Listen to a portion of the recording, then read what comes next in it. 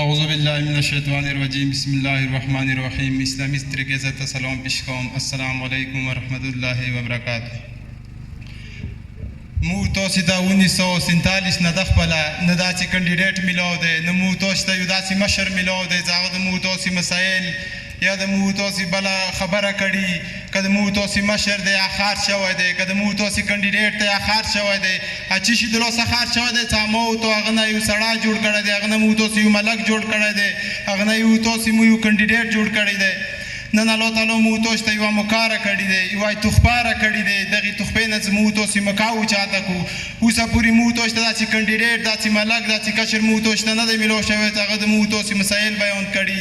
هغه دی پټون عبدالخالق.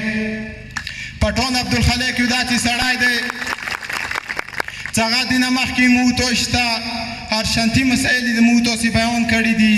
ارشنتی وخت کړی دی پټین عبدالخالق. مو تاسو اوس ما هغه زوړ 1988 والا سیاست کوو، یو سړی به مو تاسو ته راشي په چایو باندې بلوس ونیسي، څه چل دی ما ته ووټ راکړه، د هغه کلي غونډ مشر محمد شهاد به اوس څنګه کوي، پلانکی سړی ما ته راغلی دی، هغه ما ته سوال کړی دی، غونډ کلي والا ته وایي چې دغه سړي ته ووټ ورکړه. دا ووټ د مو تاسو دا ایټم دی، ایټم که مو تاسو دا ووټ ښځه کې استعمال کو، مخکې مستقبل به د مو تاسو ښه راشي. که چیرې مو تاسو د خپل ضمیر خرڅ کو، وروسته مستقبل د مو تاسو ښه نشي راتلی. 1947 نه د خپله مو تاسو مستقبل ښه نه دی راغلی. زه به تاسو ته مثال د منیر درکړم. منیر مو تاسو ته راشي، مو تاسو خپل ضمیر ورباندې خرڅ کو. اوسه پورې منیر نه مو تاسو ته یو سکول کړی دی، نه مو تاسو ته یو روډ کړی دی، نه مو تاسو ته نه اسپتال کړی دی. پټون عبدالخالق لوړ دی، منګای نشان دی، ګړای. ته چې کله وټوې تاسو یو خدای نه خطا بلې چوکتا نه کسي. دا د مشرانو والا د کوم چایو باندې تلسونه نیولي، دا کار ختم کوئ.